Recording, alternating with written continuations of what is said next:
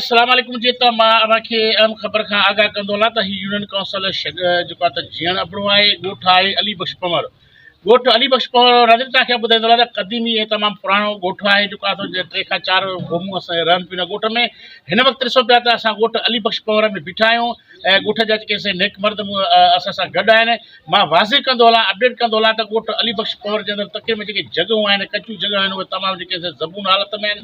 का बि जॻह साबित न रही आहे। जेको फ़सुलु आहे, ज़रे फ़सुलु आहे, हितां जा माण्हू जेके ज़रे फ़सल ते गुज़र कंदा आहिनि, ज़मीन ते हुनजो गुज़र सफ़र आहे। ॾिसो पिया जेके ज़मीनुनि में बिल्कुलु को फ़सुल जो को निशान नज़र नथो अचे। ऐं ॾिसो पिया नदी त हिन वक़्तु यूनियन काउंसिल जीअण अबड़ो तमामु जेको आहे त ज़बून हालत में आहे। ऐं हितां जे ॻोठाणनि नेक मर्दनि जेको आहे त पाकिस्तान पीपुल्स पार्टी जी मर्कज़ी क़यादत खां जेको आहे त DC कमर शद्दाद कोट खां ख़ासि करे आला अमलदारनि खां जेको आहे त मुतालबो कयो आहे त हिन ॻोठ खे जेको आहे ऑफिसर खे करार ॾेई इन्वेस्टिगेशन जे बुनियाद ते ॻोठ अली बख्श पंवर जे अंदरि जेको नुक़सानु थियो आहे उनजो अज़ाल कयो वञे। नाज़रीन कोशिशि कंदासीं त हीअ ॻोठ फुटेज में ॻोठाणा नज़र अची रहिया आहिनि, उन्हनि जी जेका ॻाल्हि ॿोल आहे उहा ॻाल्हि ॿोल असां आवाज़ यारो ज़रूरु शेयर कंदासीं। सही, अस्सलाम वालेकुम भाई साहब, छा सूरत हाल आहे ॻोठ जी? साईं, सूरत हाल इहा आहे त तव्हां पाण ॾिसो पिया त सॼो शहर असांजो तबाह थियल आहे, फ़सल बि तबाह थियल आहे। ऐं साईं मुंहिंजे जा घर दर सॼा माण्हू परेशान आहिनि। हुननि जे लाइ का शइ कोन्हे, का विल ते महिल हुननि जा बचा जेके आहिनि उन्हनि खे तरपाल जा का शइ न मिली आहे, राशन न मिलियो आहे अॼु ताईं। त इन जे लाइ सभु बचा हुननि जा तव्हां अचे पाण बि ॾिसंदव, असां बि ॾिसूं था। असांजा सभु जेके आहिनि वीचारा विल ते हिनमहिल सुम्हिया पिया आहिनि, बचड़ा हुननि जा उते विल ते सुम्हिया पिया आहिनि। त सम्झो बीमारियूं अचे त बुखार थी विया आहिनि सभिनि माण्हुनि खे। ॿार बचा सुबुह जो गाॾा भरिजी कंबर था वञनि दवा जे लाइ। असांखे का बि सहूलियत कोन्हे का। इन जे लाइ असां वॾे अमलदारनि खे अर्ज़ु था कयूं त असांजे लाइ कुझु न कुझु कयो, सम्झो साईं। असां हिते तमामु परेशान आहियूं। तव्हां वरी अचे तव्हां ॻोठ जी विज़िट पहिरियों कयो, अचे ॾिसो आहे सो त छा हाल असांजे ॻोठ जो आहे, छा असांजे अवाम जो आहे। तव्हां उहो पाण सूरत हाल ॾिसी पोइ तव्हांखे जेका ॻाल्हि सम्झ में अचे उहो ई कयो। अस्सलाम वालेकुम। ॻोठ अली बख्श पंवर सां वॾी नाजाइज़ी आहे। जेके बि हुकुमरान थी विया आहिनि, नाज़िम चेयरमैन पंहिंजा हक़ खाई विया आहिनि। असांजो कुझु बि न मिलियो आहे। जायूं जॻहियूं ठही वियूं आहिनि। ॿिए नंबर ते न खाध आहे, न खुराक आहे, न राशन आहे, न को तंबू आहे।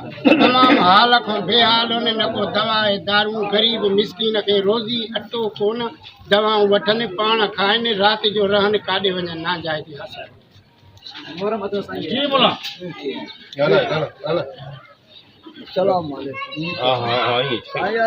असांखे हिन ॻोठ में तकलीफ़ आहे वॾी।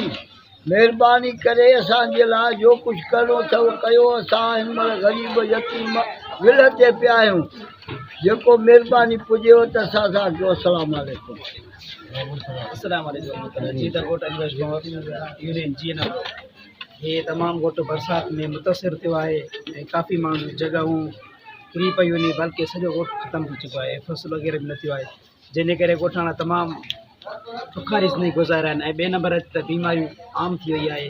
असां हुकूमत खां मुतालबो इहो था कयूं त आला ऑफिसरनि खां ॻोठ में कैंप बि हणाई वञे ऐं टेंट वग़ैरह राशन वग़ैरह ॾिनो वञे। ऐं जिन माण्हुनि जा नुक़सानु थियो आहे माली, उन्हनि जो बि अज़ालो कयो वञे। कुझु न बचो आहे, हर शइ न नालियूं न रोड आहिनि। इहे त के साल अची विया आहिनि, असां वटि कुझु कोन्हे। मींहुं वसंदो आहे त इहो थोरे गाॾी कंदा आहियूं, न सवारी ईंदी आहे, न कुझु न। हाणे त तबाह छलऊं, जॻहियूं ॿॻहियूं ख़तमु थी वियूं। उन जे लाइ सॼी संगत जेका चए थी इहो सचु आहे, कूड़ न आहे। अस्सलाम वालेकुम। नाज़रीन, मां ख़बर खां अपडेट कंदो रहां त ॻोठ अली बख्श पंवर में असां मौजूदु आहियूं। यूनियन काउंसिल जीअण अबड़ो आहे, तालुको कंबर आहे। ॾिसूं पिया त हिन वक़्तु जेका ॻोठाणनि जी जेका सूरत हाल आहे, ॻोठ बिल्कुलु ॻोठ जी जेके जॻहियूं आहिनि बिल्कुलु तबाह आहिनि। फ़सल जो को नालो निशान कोन्हे को।